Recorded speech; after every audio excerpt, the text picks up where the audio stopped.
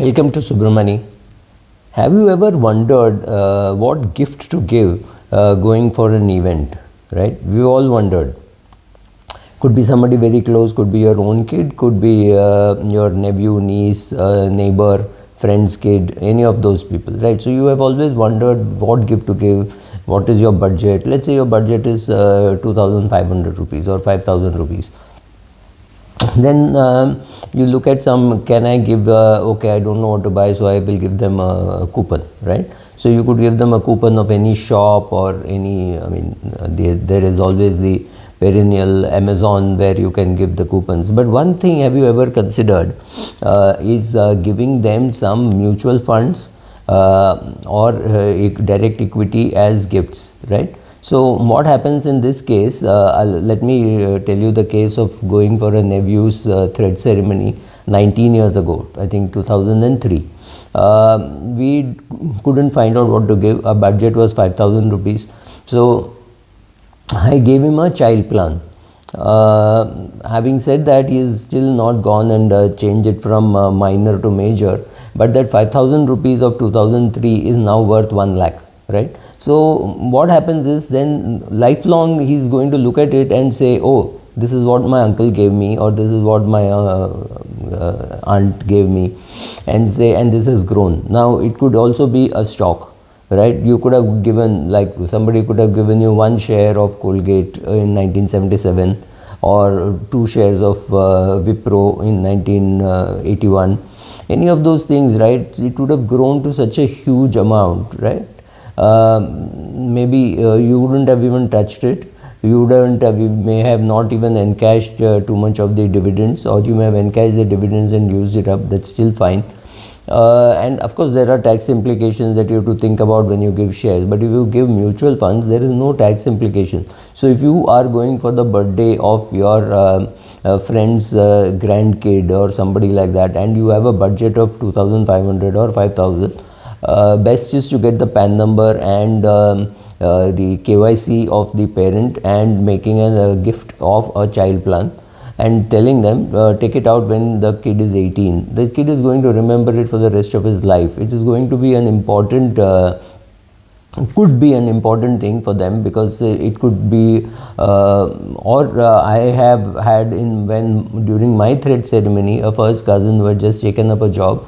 He had given me a State Bank of India recurring deposit, where he was depositing 5 rupees every month, right, over 60 months or something like that. Or so yes, he gave me a gift of 300 rupees, which had by the time become 400 rupees or something like that. I still remember that gift more than I remember some other gifts. Of course, you will do gifting if you travel to some place, and if you find there is something useful for your nephew, niece, cousin, friend, anybody, you will pick up those gifts. Of course you will do. But if you are just gifting for the sake of gifting, oh, main Graha Pravesh mein ja raha hu, I should pick up a Ganpati or something like that, then it's better to ask them, because it's going to be lying somewhere in their house, because on that day of Graha Pravesh they got 42 Ganpatis, 3 sun gods, 22 other items. They don't know what to do, and it is accumulating somewhere. So I do think, but of course it involves them, right? So you will have to get the details from them, the check details, etc., etc. You can give them cash and make them invest, right? Any of these things will stay on in their memory for just a very long period of time. I have friends who got shares of Supreme, Reliance, etc. when they were 4 or 5 years old, and they think of it very fondly. A friend of mine who is now about 62 got shares of Supreme when he was 5 years old or 7 years old, something like that, and he tells me that story very fondly. His father used to work there, and then so that shares have grown, accumulated, etc., etc. over such long periods of time, right? 40-50 years the share has grown.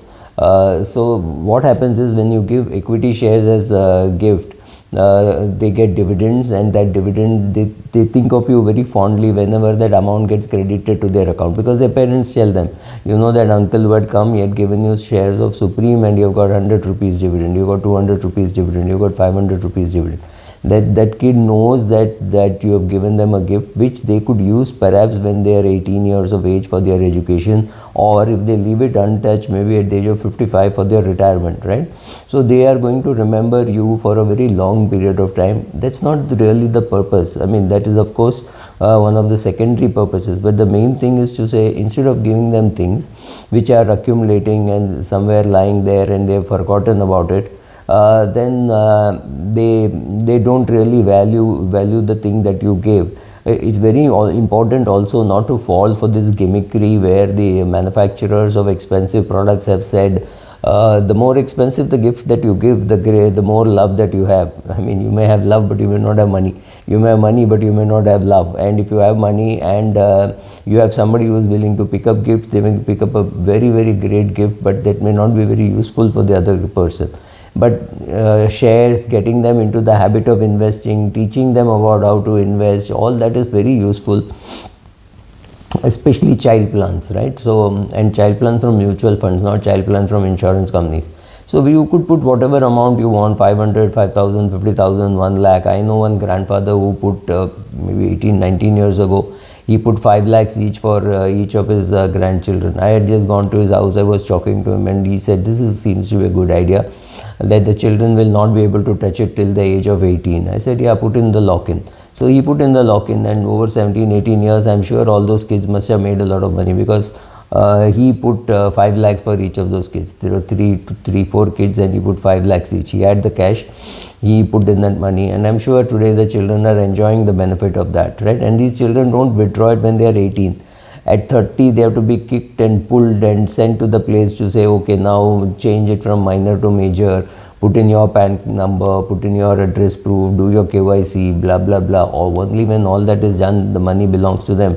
But that's fine. At least the process has started. You have taught them what is investing.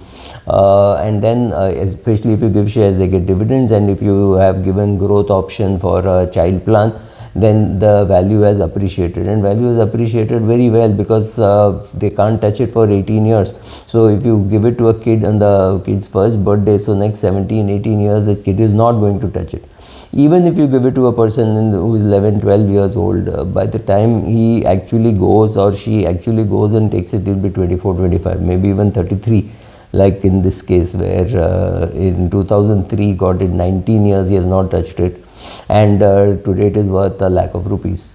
Does that amount of money matter to him? No, but 1 lakh of rupees is not really small, right? It can be a contribution to his buying a new car or buying his tickets for a vacation, right? So what he uses it, how she uses it should not really matter. This is a good way of teaching the kid that here is somebody who loves you, who has given you this worth 5,000, 10,000, whatever be the amount, and that will keep growing. And when they get the annual statement, they're going to think about you. That's incidental. Thank you.